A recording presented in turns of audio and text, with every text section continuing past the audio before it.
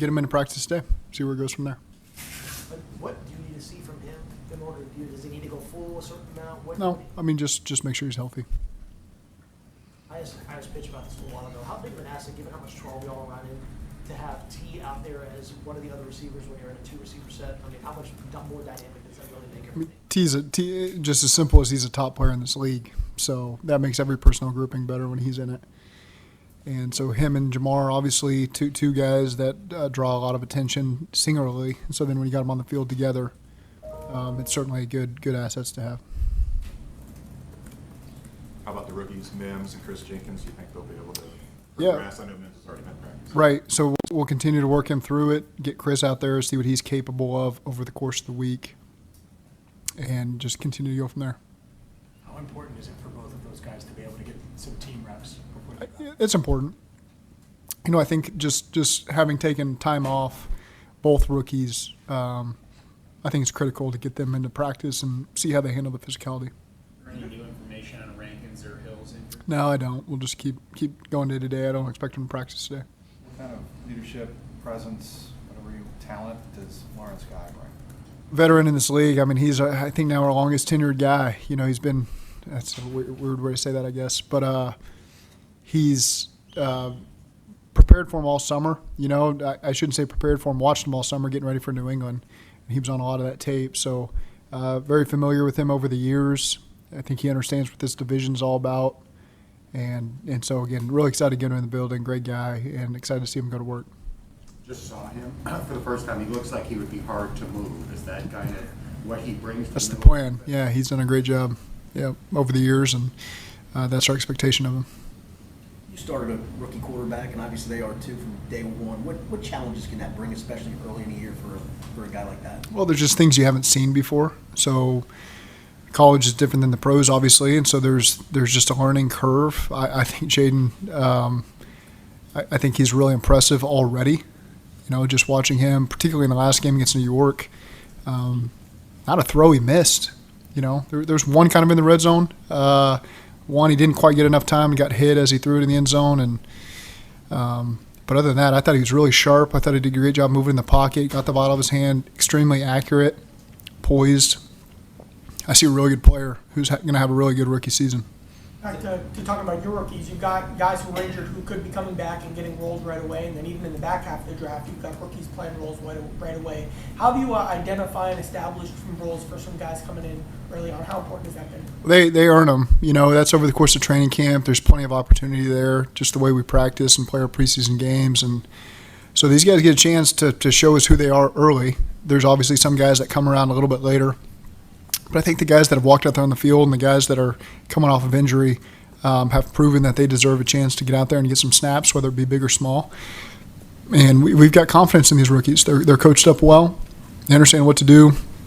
They got great veteran leadership around them to help bring them along as well, and maybe bring them further along than a normal rookie would be. So it's a group that I think has been really fun to watch, and they work hard, and I'm excited to see those guys get their opportunities. They have a tandem of defensive tackles, Pro Bowl defensive tackles that can be a problem. What's the biggest problem? They're the problem. They're outstanding, you know, and they've been outstanding since the last time we played them in 2020, times before that when I've played them. And so they wreak havoc in the run game and the pass game. You know, Dan Quinn really just brought the edge guys with him too, you know, with Armstrong and Fowler and you know, Bobby Wagner. And so he brought three guys that know his system and know how to operate. They had those 2D tackles that have been there. They added one with Newton, who's going to get more playing time as it goes. And so it's a really talented group. Plays really hard, create a lot of issues for you up front, and we got to be on top of it this week. Zach, this team has been incredible in prime time at home under you. How much pride do you take in that? Well, there's a great expectation. Our fans get ramped up. There's a lot of energy in that stadium. I think the organization does a great job with the buildup of the game and the in-game atmosphere, and our fans deliver, and so the team needs to deliver. And so, again, our players really enjoy. I've got great memories of it being dark in the stadium and our team playing really well. So again, I expect the same this Monday night. Is there any one, I know it's hard to remember year to year, is there one that sticks out to you of the primetime games? They all stick out. I mean, they've all been great games and really quality opponents in all of them.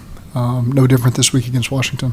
When you're trying to pick up that first win in week 3, what's the balance of making sure that you maintain a sense of urgency without pressing, maybe more so than you need to as you try to? I don't feel anybody pressing. I feel this is a very comfortable team that understands how to work and just how to have that preparedness about them that leads to confidence and can lead to being at ease, and so it's not just this tense, tight, we got to do this, we got to do this. I don't feel that from our team. I've never really felt that from these guys.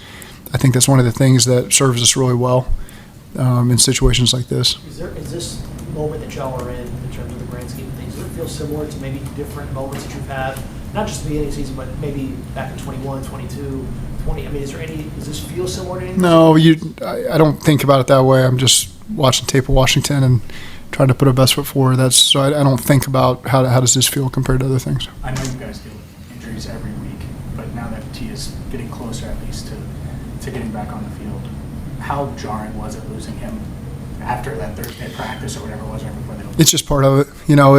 It's unfortunate. We need him. We always want him out there. I think it's just part of the game. Injuries are part of the game. Whether it happens during the game, happens during the week, you don't overreact to it. Next man up. If healthy, did he, regardless of what happens with Trent Brown and everything, did he prove enough to you in preseason that he can be a starter if healthy in this league right now? We got a lot of confidence in him, and I think he put his best foot forward in the time he's had on the field, and we'll just see how it plays out moving forward. What have you liked about the offensive line as a unit and the way it's progressed over the last 2 years together? Yeah, they communicated really well. They're always on the same page. They enjoy being around each other, which I think that chemistry really matters. And so again, I like what we've got in that group, and as we just got to continue moving forward. X's and O's, is there something you've noticed that they've improved upon or anything like that?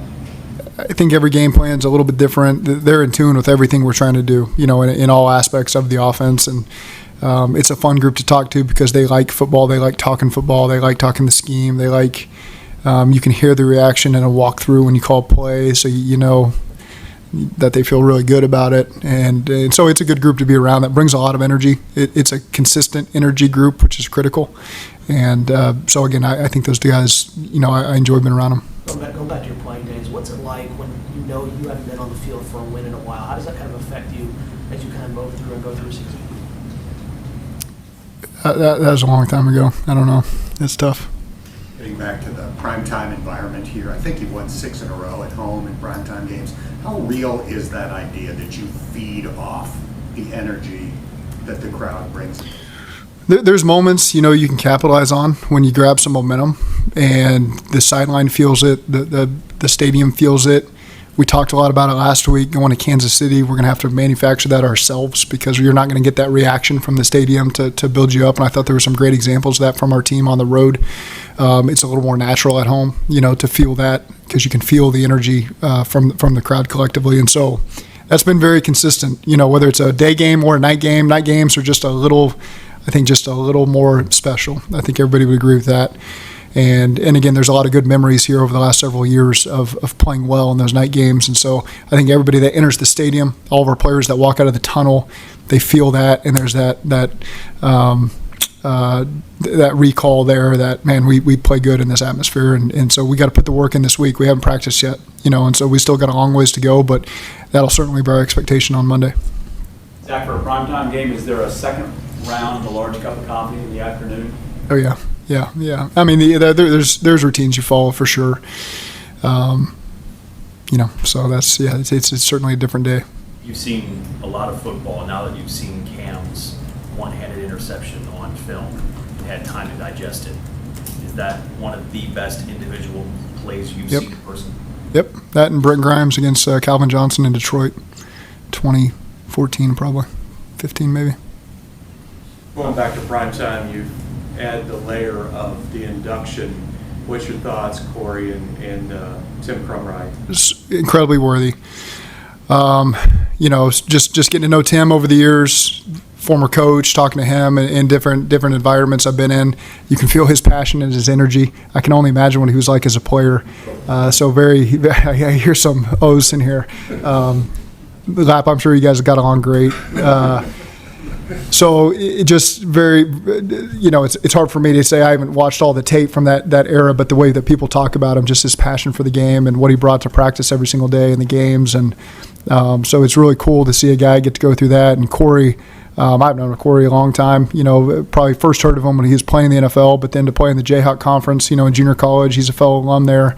And so I've always been a Corey Dillon fan, and just what he brought to those teams, just the physicality and to be able to wear defenses out like he did, and I think is really cool to see him get this.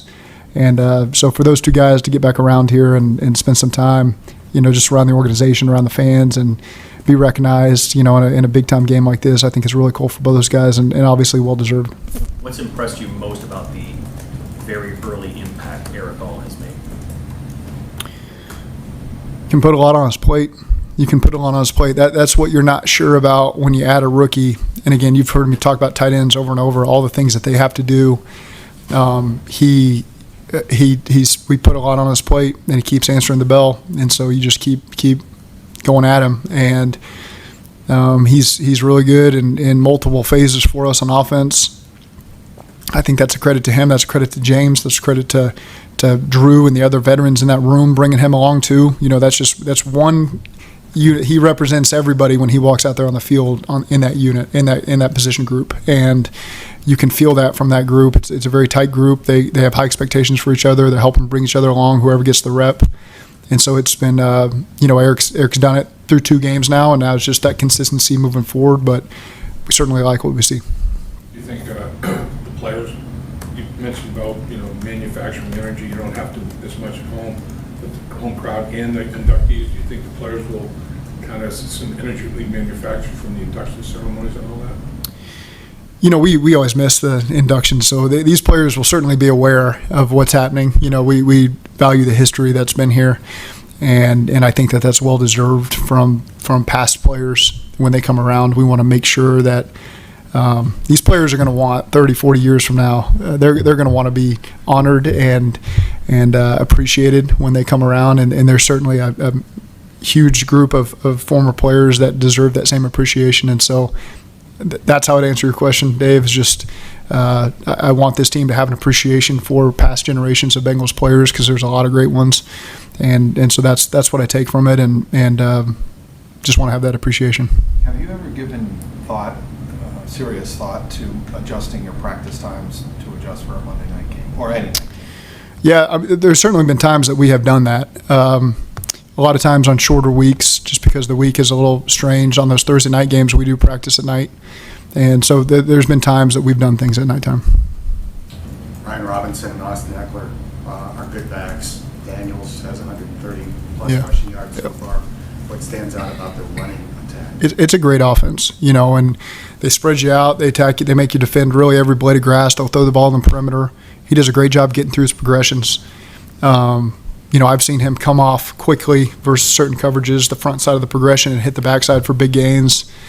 The running backs do an excellent job breaking tackles. They got speed to finish and durability to finish. They do a good job up front.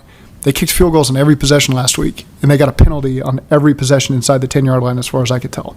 So there could have been a lot of points on the board last week that, and I'm sure they're saying the same thing. There was just some pre-snap penalties that moved them back and put them in 1st and 15 in long situations that they just couldn't quite, nobody really overcomes. So there's a recognition there of how they played last week and what potentially could have happened. Instead of 21 points and 7 field goals, it could have been a lot of touchdowns out there. And so they put the meat of the work in there to get all the way down there with all the things that you're talking about, the run game, the quarterback scrambling, the quarterback throwing, the protection. It's a challenging offense. They're a really good group. Is it a Dan Quinn defense, Cowboys and all that kind of stuff, or is he involved with physical up front? They do a great job. And again, that's why he brought, 3 to my count guys from Dallas. They're trying to get the ball out. They're going to play physical up front. They're going to be really sound tacklers.